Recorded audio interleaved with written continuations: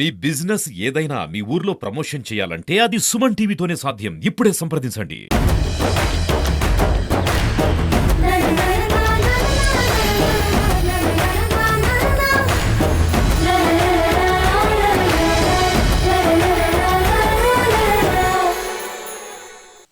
నమస్తే, welcome to Suman TV.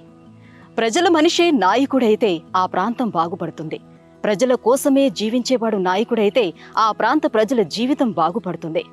ఒక రాష్ట్రాన్ని పరిపాలించిన ముఖ్యమంత్రికి ఎంత బాధ్యత ఉంటుందో ఒక గ్రామాన్ని పరిపాలించే సర్పంచ్కి అంతకంటే ఎక్కువ బాధ్యత ఉంటుంది. అటువంటి బాధ్యత కలిగినటువంటి వ్యక్తిని ఈ రోజు మీకు పరిచయం చేయబోతుంది సుమన్ టీవీ. తన తండ్రి అభిలాష మేరకు ప్రజా నాయకుడిగా ఎదిగినటువంటి ఖమ్మం జిల్లా కునిజర్ల మండలం పెదమునగాల గ్రామం సర్పంచ్ పరికపల్లి శ్రీనివాస్ గారితో మాట్లాడిద్దాం పదండి. ఊరందరికీ బంధువైన వాడే నిజమైన నాయకుడు. కులమతాలకు అతీతంగా ఆత్మీయతను పంచిన వాడే అసలైన లీడర్. ఖమ్మం జిల్లా కొనిజర్ల మండలం పెదమునగాల గ్రామ సర్పంచ్ పరికపల్లి శ్రీనివాస్ అలాంటి నాయకుడే. అభివృద్ధి కార్యక్రమాల్లో మంచిగా పాల్గొంటున్నారు. మేమంతా సహకరించే వాళ్ళమే తప్ప చేసేది ఆయన, చేయించేది ఆయన. ఊరిలో మట్టి రోడ్డు కనిపించకుండా చేశాడు. తాగటానికి నీటి కష్టం లేకుండా చేశాడు. కరోనా కొట్టిన దెబ్బకు ఊరికి ఆస్పత్రి అవసరమనుకున్న శ్రీనివాస్ సొంతంగా డబ్బు ఖర్చు చేసి పల్లె దవాఖానా నిర్మించారు. భవిష్యత్తులో కూడా శ్రీ పరికపల్లి శ్రీనివాసరావు గారి నాయకత్వంలో మా గ్రామం అచంచలంగా ఎదిగి గ్రామం అభివృద్ధి పదంలో ముందు ఉండాలని మేము మనసా వాచా కోరుకుంటున్నాము.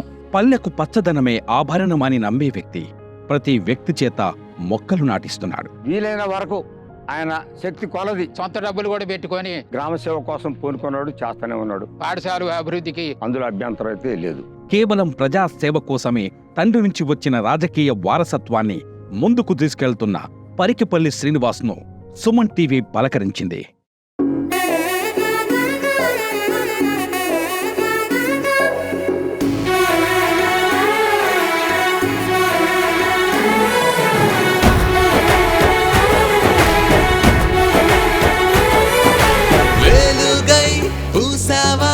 రేపటి కోసం దారులు వేస్తూ మానేలమ్మ, మెచ్చిన మన బిడ్డమ్మ. తూర్పు దిక్కున మొలిచే సూర్యుడు నీవేగా, మన ఊరికి కష్టం వస్తే పోరాడే లీడరువా. మా సైన్యం నువ్వే, మా ధైర్యం నువ్వే. పేద మీద కులము మతము తేడా లేదయ్యా. హే పల్లె మురిసే ప్రెసిడెంట్ నువ్వే, సల్లని సూపుల సర్పంచ్ నువ్వే. హే పల్లె మురిసే ప్రెసిడెంట్ నువ్వే, సల్లని సూపుల సర్పంచ్ నువ్వే. మీ గ్రామానికి సంబంధించినటువంటి కొన్ని విషయాన్ని మా సుమన్ టీవీ ప్రేక్షకులకు తెలియజేయాలనే ఉద్దేశంతో ఈ గ్రామానికి వచ్చామండి. గ్రామంలోకి ఎంటర్ అయిన వెంటనే కూడా చాలా కలకల్లాడుతూ కనిపించిందండి. నిజానికి ఈ మధ్యకాలంలో గ్రామాల్లోని వయోవృద్ధులు తప్పితే కానీ ఎవరూ కనిపించట్లేదు. అలాంటిది మీ గ్రామంలో వృద్ధుల దగ్గర నుంచి పిల్లల దగ్గర నుంచి అందరూ కూడా కనిపిస్తూ చాలా కలకల్లాడుతూ కనిపిస్తుందంటే చాలా ఆనందంగా అనిపించింది. సో కొన్ని ప్రశ్నలు ఈ గ్రామానికి సంబంధించి మిమ్మల్ని అడగాలనుకుంటున్నామండి. తప్పకుండా మేడం. శ్రీనివాస్ గారు, సాధారణంగా ప్రతి ఊరికి ఏదో ఒక చరిత్ర అనేది ఉంటుంది కదా, అలానే ఈ పెద్ద మునగాలకి ఎటువంటి చరిత్ర ఉంది? ఊరి యొక్క చరిత్ర ఏంటో తెలియజేస్తారా? పెద్ద మునగాల గ్రామానికి సంబంధించి చరిత్ర అంటే ఇది ఒక కమ్యూనిస్టు పోరాట యోధుల గడ్డ అని చెప్పవచ్చు. ఖమ్మం జిల్లాలో కొన్ని గ్రామాల్లో ఒకటి మా ఊరు కూడా ఒక చరిత్ర ఉంది. ఎప్పటి నుంచో కమ్యూనిస్టులు ఈ గ్రామంలో కమ్యూనిజానికి గట్టి పునాది అయినటువంటి గ్రామం. అసలు దీనికి పెద్ద మునగాల అనే పేరు ఎందుకు వచ్చిందంటారు? అంటే ఎప్పటి నుంచో పురాతనంగా మా గ్రామంలోని చిన్న మునగాల పెద్ద మునగాల కలిసి ఉండేవి. ఆ గ్రామం విడిపోయిన తర్వాత మా గ్రామానికి పెద్ద మునగాల, ఆ గ్రామానికి చిన్న మునగాల అనే పేరు వచ్చింది. శ్రీనివాస్ గారు, గ్రామం మొత్తం మీద ఎంతమంది జనాభా ఉండొచ్చు? గ్రామంలో ఓటింగ్ వచ్చేసి 1860 ఓట్లు ఉన్నాయి మేడం. 1800 ఉన్నారు. జనాభా వచ్చేసి 3000 ఉన్నారు. మా గ్రామంలో వ్యవసాయానికి పత్తి బాగా పండిస్తారు, వరి పండిస్తారు, మిర్చి పండిస్తారు, మొక్కజొన్న పండిస్తారు. అయితే వ్యవసాయం కన్నా కూడా మా ఊర్లో రైతు కూలీలు ఎక్కువ ఉంటారు. శ్రీనివాస్ గారు, సర్పంచ్గా అసలు మీ అనుభవం ఎంత?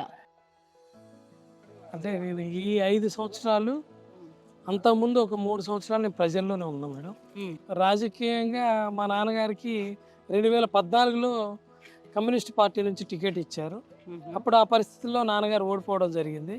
అది మనసుకి బాధ అనిపించి ఈ గ్రామానికి ఏదో చేయాలి, ఖచ్చితంగా నేను సర్పంచ్ కావాలని ఒక ఫైర్ తోటి ఆ 2015-16లో 15లో నేను రాజకీయ అరగంటలు చేసి తర్వాత పొంగులేటి శ్రీనివాసరెడ్డి గారితో నేను అప్పుడున్న టీఆర్ఎస్ పార్టీలో జాయిన్ అయ్యి అప్పటి నుంచి 3 సంవత్సరాలు గ్రామం కోసం పనిచేసి 2019 జనవరిలో సర్పంచ్గా ఎన్నికయ్యాను. అంటే నేను ఊర్లోకి ఎంటర్ అయిన వెంటనే చూశాను, ఎక్కడ చూసినా ఏ గల్లీ చూసినా కూడా కంప్లీట్గా మనకి సీసీ రోడ్సే కనిపిస్తున్నాయి. అభివృద్ధి పరంగా చూసుకుంటే ఎవరికైనా సరే మెయిన్గా కావాల్సింది రోడ్లు ఉండాలి. మాకు ఎవరికి కావాలన్నా కూడా ముందుగా అదే అడుగుతారు, అభివృద్ధిలోనే ఫస్ట్ అడిగేది రోడ్లు. ఆ రోడ్లు అయితే కనిపిస్తున్నాయి. అది మీ హయాంలో జరిగిందా? సర్పంచ్గా మీరు ఈ ఊరికి ఏం చేశారు? గ్రామంలో నేను సర్పంచ్ అయిన తర్వాతనే గ్రామంలో ఉన్నటువంటి సీసీ రోడ్లు అంటే 90% అబోవ్ కంప్లీట్ చేయడం జరిగింది. గతంలో ఉన్నటువంటి వాళ్ళు అప్పుడు ఫండ్స్ ఉండేవి కాదు పంచాయతీలో. ఈ తర్వాత 2019 నేను సర్పంచ్గా ఎన్నికైన తర్వాత పంచాయతీ నిధుల్లో స్టేట్ ఫండ్ ఒక 2,40,000 వస్తే కేంద్రం నుంచి 1,00,000 రూపాయలు వచ్చాయి. అవి కాకుండా మా ఎమ్మెల్యే గారితో నేను క్లోజ్గా ఉండేవాడిని, అప్పుడున్న ఎమ్మెల్యే గారు రామనాయక్ గారితో. అలాగే మాకు శ్రీనివాసరెడ్డి గారితో దగ్గర ఫస్ట్ నుంచి నేను ఆయనతోటి రాజకీయ ఇది చేయడం జరిగింది. దాంతో నేను నిధులు పట్టుకొచ్చి గ్రామానికి ఎక్కువ సీసీ రోడ్లు మా గ్రామంలో వేయించుకోవడం జరిగింది. కేవలం రోడ్లు కాకుండా ఇంకా ఎటువంటి అభివృద్ధి కార్యక్రమాలు చేపట్టారు? ఇంకా గ్రామంలో రోడ్డుకి ఇరువైపులా మొక్కలు వేయడం కానివ్వండి, వీధి లైట్లు కానివ్వండి, అలాగే కంపోస్ట్ షెడ్ కానివ్వండి, వైకుంఠధామం కానివ్వండి, అలాగే ఉద్యానవనం కానివ్వండి, అలాగే ఈ వాటర్ ప్లాంట్ ఈ వాటర్ ప్లాంట్ కూడా నేనే ఏర్పాటు చేయడం జరిగింది. మా గ్రామంలో పల్లె దవాఖానా కోసం నేనే 3 లక్షల రూపాయలు వెచ్చించి ప్లేస్ కొని డొనేట్ చేసి హాస్పిటల్ కట్టించడం జరిగింది. అంటే ఊరుని అభివృద్ధి చేయాలనే ధ్యేయంతో నేను రాజకీయాల్లోకి వచ్చా కాబట్టి యువత రాజకీయాల్లో ఉంటే ఊరిని ఎలా డెవలప్ చేయాలో చేసి చూపించాలనుకున్నా. నేను అయిన సంవత్సరానికే నేను ఉత్తమ సర్పంచ్గా కలెక్టర్ దగ్గర అవార్డు తీసుకున్నా కర్నల్ గారి చేత 2020లో. అలా అంటే నేను యువత రాజకీయాల్లోకి వచ్చి గ్రామాన్ని మారిస్తే ఎలా ఉంటుంది అనే కాన్సెప్ట్ తోటి నేను రాజకీయాల్లోకి వచ్చా. ఆ ఫైర్ తోటి నేను పనిచేసా. మా ఊరిని అభివృద్ధి పదంలో తీసుకుపోవడానికి దోహదపడ్డా. పంచాయతీ ఆఫీస్ కూడా నేను ఏర్పాటు చేశా. ఫెంటాస్టిక్ అండి, రియల్లీ గ్రేట్. అసలు ఇన్ని పనులు చేశారా అంటే రియల్లీ అసలు చాలా చాలా మంచి మంచి పనులు చేశారు. ఎందుకంటే నేను గ్రామంలోకి ఎంట్రీ అయ్యేటప్పుడే ఒక బామ్మ కూడా కనిపించింది.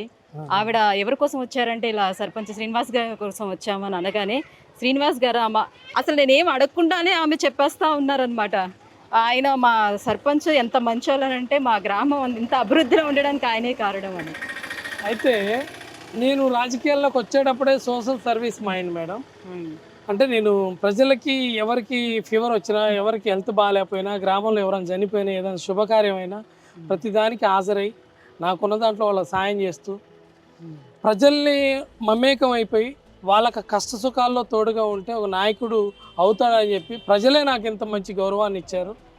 అప్పటి నుంచి నేను ప్రజల్లో ఉండటం వల్ల ప్రజలు నన్ను 559 మెజార్టీతో ఈ ఊరికి సర్పంచ్గా గెలిపించారు.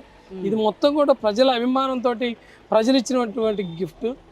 అది కాకుండా మాకు రాజకీయ గురువు అయినటువంటి పొంగులేటి శ్రీనివాసరెడ్డి గారితో ఉండటం వల్ల నాకు ఈ సేవా దృక్పథం, ఆయన్ని ఇన్స్పిరేషన్గా తీసుకొని నేను ఈ మంచి కార్యక్రమాలు చేయడం జరుగుతూ ఉంది.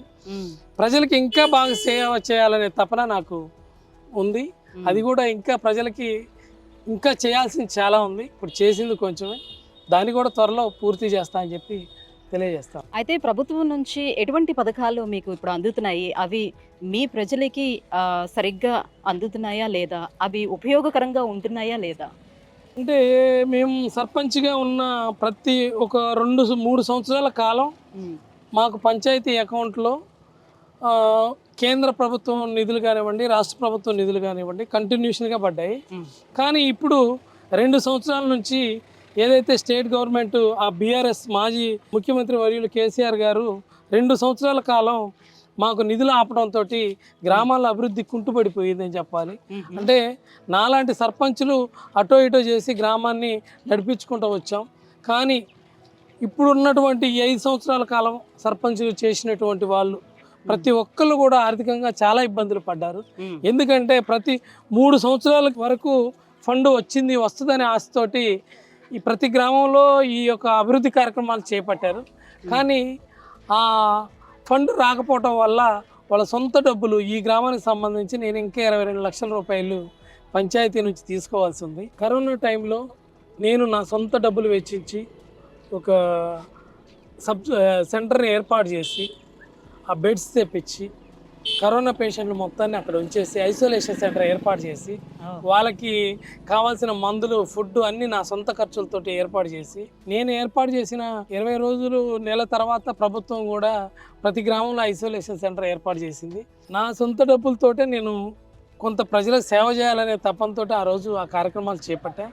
ఇప్పటికైనా గత ప్రభుత్వంలా కాకుండా ఇప్పటికైనా గౌరవ ముఖ్యమంత్రి గారు రేవంత్ రెడ్డి గారి మీద మాకు పూర్తి విశ్వాసం నమ్మకం ఉంది. కాంగ్రెస్ ప్రభుత్వం మీద పోయినసారి మేము చాలా ఇబ్బంది పడ్డ వాస్తవం. ఇప్పుడు ఇక రాబోయే సర్పంచ్లకు కూడా ప్రతి నెల స్టేట్ ఫండ్ కానివ్వండి, సెంట్రల్ ఫండ్ కానివ్వండి, ప్రతి నెల సర్పంచ్కి అందినట్లయితే ప్రజలకి ఏదైతే కోరుకుంటున్నారో అన్ని విషయాల్లో సేవ చేయడానికి అవకాశం ఉంటుంది. ఇక్కడ చూసుకుంటే ఎక్కువ మంది యువత కూడా కనిపిస్తున్నారు, అలాగే పిల్లలు కూడా కనిపిస్తున్నారు మీ ఈ గ్రామాల్లో. అయితే ఇటీవల కాలంలో యువత డ్రగ్స్, మాదక ద్రవ్యాలకి కానివ్వండి, మత్తు పానీయాలకి కానీ బానిస అయిపోతూ వస్తుంది. మీ గ్రామంలో అలాంటివి జరగకుండా ఉండాలంటే మీరేం చేయాలనుకుంటున్నారు? మీరు కూడా ఒక ఎంగేజ్లోనే వచ్చారు కదా సర్పంచ్గా. సో మీకున్నటువంటి ఆ థాట్స్ ఏంటి? ముందుగా యువత మంచి మార్గంలో నడవాలంటే తల్లిదండ్రులు, విద్య నేర్పిన గురువులు మంచి మార్గాన్ని వేసుకోలే వాళ్ళని ప్రేరేపించాలి. అది కాకుండా మా గ్రామంలో అయితే మత్తు పానీయాలు తక్కువ. నేను సర్పంచ్ అవ్వకముందు మా ఊర్లో గొడవలు, విద్వేషాలు, ఎప్పుడు కొట్లాటలు, మర్డర్లు చాలా జరిగాయి. నేను సర్పంచ్ అయిన తర్వాత ఈ గ్రామాన్ని పూర్తిగా మా ఊరు నుంచి ఒక కేసు కూడా ఉండదు పోలీస్ స్టేషన్లో. శ్రీనివాస్ గారు, మీ గ్రామంలోని విద్యార్థులు కూడా చాలా మంది కనిపిస్తూ ఉన్నారు. చిన్నపిల్లలు, మీరే చెప్పారు, మైనర్ కూడా ఎక్కువ మంది ఉన్నారు. సగం శాతం వాళ్ళే ఉన్నట్టున్నారు. అయితే ఈ విద్యార్థుల విద్యాభ్యాసం కోసం ఎటువంటి కార్యక్రమాలు చేపట్టారు?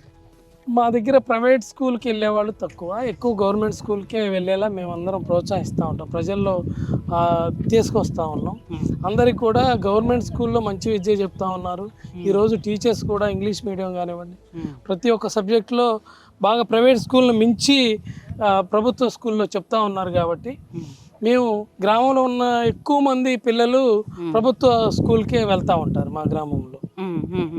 అయితే మీ గ్రామం నుంచి ఎడ్యుకేటెడ్ ఎవరైనా ఉండి, పీపుల్స్ ఎవరైనా ఉండి, వాళ్ళు విదేశాల్లో సెటిల్ అయిన వాళ్ళు, గొప్ప గొప్ప వాళ్ళు అయిన వాళ్ళు ఎవరైనా ఉన్నారా? అంటే ఇక్కడ నుంచి ఎన్ఆర్ఎస్ ఒక 2-3 ఉన్నారు మేడం. వాళ్ళు కూడా సాఫ్ట్వేర్ అయ్యి వెళ్ళారు. ఇక్కడ ఒక లాయర్ ఉన్నారు, ఒక డాక్టర్ అయ్యారు మా గ్రామం నుంచి. వేరే గారని ఒక డాక్టర్ ఉన్నారు, ఒక లాయర్ ఉన్నారు. అంటే గతంలో మిగతా విలేజ్లక మా ఊర్లో నుంచి ఎడ్యుకేటర్గా ఎక్కువ ఉద్యోగస్తులు అయితే చాలా తక్కువ. నేను ఈ 5 సంవత్సరాల్లోనే ఎక్కువ ఈ స్టడీ పర్పస్ కానీ ఉద్యోగాలు మన గ్రామానికి తక్కువ ఉన్నాయి. పిల్లల్ని ఎంకరేజ్ చేయడం, ఎక్కువ మీరు జాబ్స్ కొట్టాలని చెప్పి యువతకి ఎక్కువ నేను సపోర్ట్ చేయడం జరుగుతుంది. అయితే మీకు సాధ్యమైనంత వరకు మీరు అభివృద్ధి కార్యక్రమాలు చేపడుతూ వచ్చారు. అయితే ఇంకా అభివృద్ధి చేసేందుకు ఈ ఏరియా ఎమ్మెల్యే కానివ్వండి, ఎంపీ కానివ్వండి, లేదంటే సీఎం తరపు నుంచి కానీ ఎటువంటి సహకారాన్ని మీరు ఆశిస్తున్నారు? మా ఊరికి ముఖ్యంగా ఇప్పుడు డ్రైనేజ్ వ్యవస్థ లోపం బాగా ఉంది మేడం. అంటే నేను గడిచిన 5 సంవత్సరాల్లో చేయలేకపోయింది ఏది అంటే ఒక డ్రైనేజ్ వ్యవస్థని మార్చలేకపోయా. ఎందుకంటే గ్రామం మొత్తం మార్చాలి. ఇప్పటికి సీసీ రోడ్లే 1,50,00,000 సీసీ రోడ్లు వేయగలిగా. ప్రతి రోడ్లో ఉన్నటువంటి డ్రైనేజ్ క్లీనింగ్ చేయగలిగా ఉంది తప్ప కొత్త డ్రైనేజ్ వేయలేకపోయాం. ఆ సమస్య బాగా ఉంది. నాతో ఇప్పుడు మా ఎమ్మెల్యే రామదాస్ నాయక్ గారు మాకు బాగా దగ్గరగా ఉంటారు. అలాగే మినిస్టర్ గారు కూడా శ్రీనివాసరెడ్డి గారి సహకారం ఉంది మాకు. ఖచ్చితంగా వారి ద్వారాగా నేను మా గ్రామానికి నెక్స్ట్ ఇక ఈ టర్మ్లో డ్రైనేజ్ సమస్య ఏదైతే ఉందో దాన్ని క్లీన్ చేయాలనుకుంటున్నా. అలాగే మంచినీటి సమస్య కూడా, అంటే మిషన్ భగీరథ వాటర్ వస్తే ఒక ట్యాంక్ ఫిల్ అయితే ఆ ట్యాంక్ నుంచి ఇచ్చే నీళ్లు గ్రామం మొత్తానికి మంచినీరు వరకే సరిపోతున్నాయి. గ్రామంలో కొంతమంది నిత్యావసరాలకు వాడుకోవడానికి కూడా ఇదే నీరుని వాడుకుంటూ ఉంటారు. దానికి గాను ఇంకొకటి 2 బోర్ల ద్వారాగా ఆ ట్యాంక్కి అందించి ఆ నీటి సమస్యను కూడా తీర్చాలని నేను అనుకుంటా ఉన్నా. మొత్తానికైతే ఎమ్మెల్యే ఎంపీ నిధుల నుంచి ఏదన్నా ఉంటే సీసీ రోడ్లు అయితే 90% అయిపోయాయి, 10% మాత్రమే ఉన్నాయి. ఇంకా మా ఊరికి ఒక గ్రంథాలయం ఒకటి కావాలి, అంతేకాకుండా ఒక ఆశ్రమం, వృద్ధాశ్రమం ఒకటి పెట్టాలని అనుకుంటున్నా.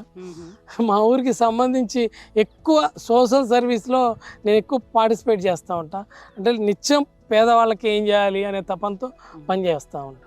శ్రీనివాస్ గారు, మొత్తానికి మీ ఏజ్ ఎంతో తెలుసుకోవచ్చా? అఫ్ కోర్స్ మీరు ఎంగేజ్ అని తెలుసు, బట్ తెలుసుకోవాలన్న ఆతృత అయితే ఉంది. ఎంగే కాదు మేడం, నా ఏజ్ 45. 45 అంటే ఎంగేనండి, ఎంగేం కాదు 45. సో ఇంత ఎంగేజ్లోనే వచ్చేసారు పాలిటిక్స్లోకి. సర్పంచ్గా కూడా ఎన్నో మంచి అభివృద్ధి కార్యక్రమాలు కూడా చేపడుతూ వచ్చారు. అయితే మీ డ్రెస్సింగ్ స్టైల్ కూడా చాలా బాగుందండి, వైట్ అండ్ వైట్ ముత్తు స్టైల్లో ఉంది. అంటే నేను ఎక్కువ రామరాజ్ కాటన్ లైక్ చేస్తాను మేడం. ఎక్కువ టోటల్ నేను నా డ్రెస్ స్టైల్ మొత్తం రామరాజే వాడతా. ప్రతిరోజు నేను వేసే బట్టలు రామరాజ్ తప్ప వేరే షాపింగ్ చేయను. ఓహో, సో పొలిటీషియన్స్కి రామరాజ్ కాటన్ పెట్టింది పేరు అని చెప్పుకోవచ్చు. అంటే మంచి లాల్చీ పైజామా దొరకాలి అని అంటే రామరాజ్ కాటన్కి వెళ్ళాలన్నమాట అయితే. Yes, so thank you so much Srinivas గారు.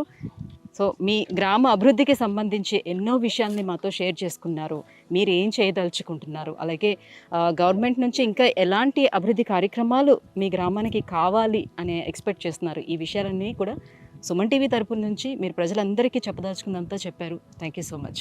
Thank you madam. మా గ్రామానికి వచ్చేసి ఇంత సమయాన్ని వెచ్చించి ఇవన్నీ విషయాలు తెలుసుకున్నందుకు సుమన్ టీవీ వారికి ప్రత్యేకమైన ధన్యవాదాలు, కృతజ్ఞతలు. Thank you madam. చూస్తున్నారు కదండి, పరికిపల్లి శ్రీనివాస్ గారితో మాట్లాడితే యువత రాజకీయాల్లోకి రావాలని, సమాజం పట్ల బాధ్యతాయుతంగా ప్రవర్తించాలని, ఈ పుట్టిన నేలకు సేవ చేయాలని ప్రతి ఒక్కరికి అనిపిస్తుంది కదా. ఎస్, సర్పంచ్ మీ సేవకుడు.